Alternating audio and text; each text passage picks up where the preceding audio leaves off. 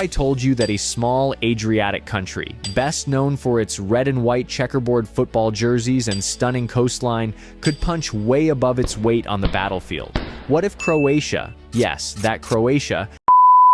Hi guys, and welcome back to the channel. Okay guys, I'm going to be seeing a video today. This is titled Croatia's military might is on another level.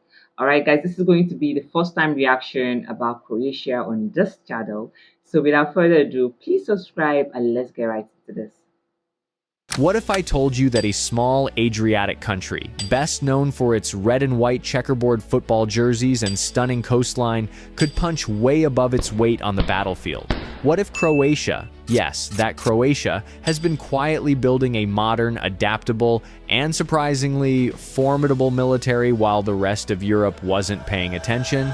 Well, buckle up, because Croatia's military might is on another level, and it's time we talk about it. Croatia. Population, just under 4 million. Landmass, smaller than West Virginia. Military. Okay, Croatia under 4 million. Are they that small? Okay guys, this is actually my first time reaction. Okay, so pardon me. 4 million population. Okay. Military budget, nowhere near that of the big players like France, Germany, or the UK.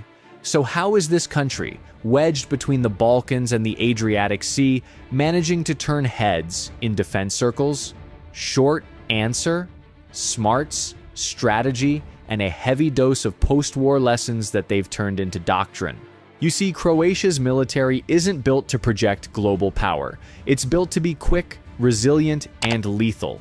Think of it like a wasp, small, agile, and if you mess with it, you're going to regret it. Let's dive into how Croatia went from the chaos of the 1990s to becoming a military force in the region, and possibly a template for modern small-state defense strategy.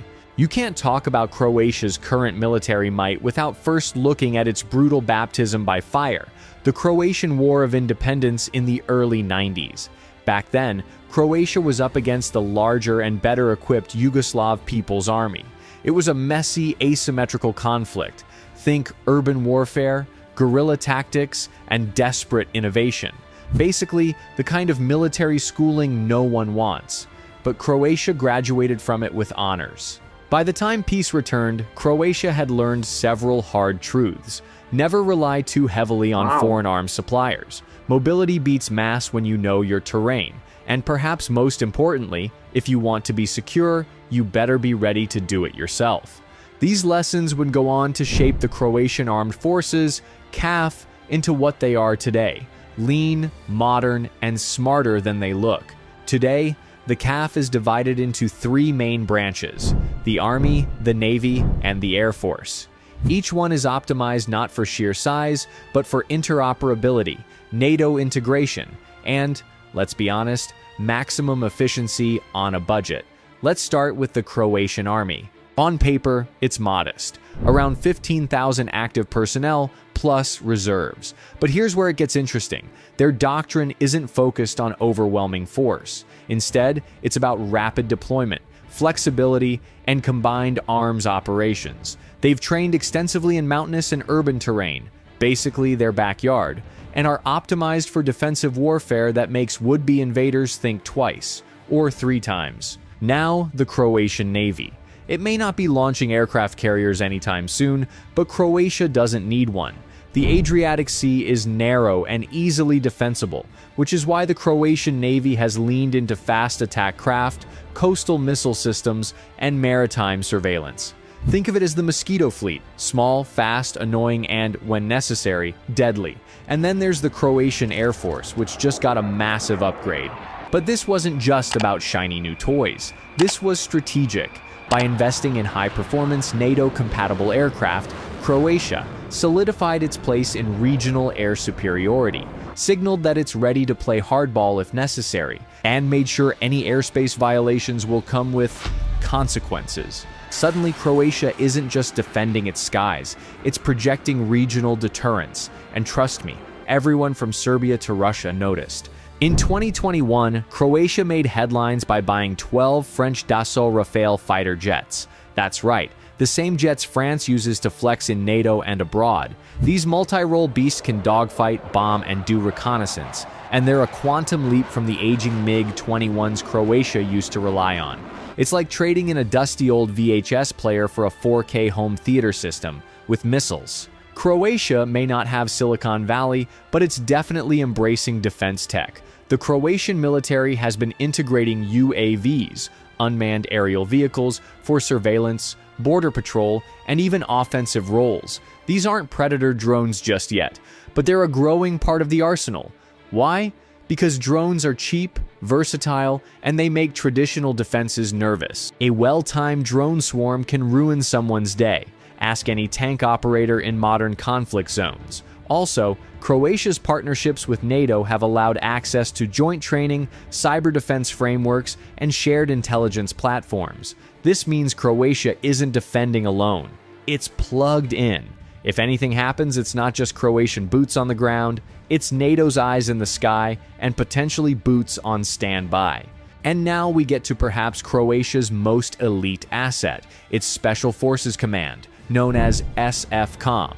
These are not your average soldiers. We're talking about highly trained operators with experience in NATO missions, counterterrorism, and unconventional warfare.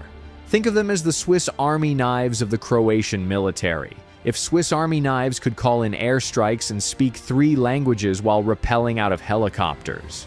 They've operated in Afghanistan, Kosovo, Mali, learning how to fight alongside international forces while sharpening their own skill sets. In fact, for a small country, Croatia has exported a surprising amount of tactical know-how through these missions, building not only reputation, but also connections that matter when stuff hits the fan.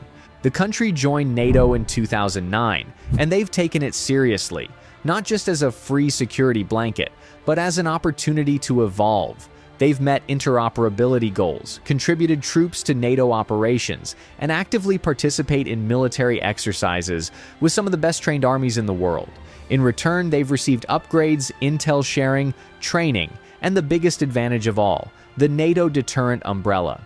But here's the thing. Croatia isn't just passively benefiting, it's becoming a reliable contributor, the kind of member other countries look at and go, okay, these guys are small, but they've got their act together. In a region with unpredictable actors and a recent history of instability, that kind of credibility matters more than a giant tank battalion ever could.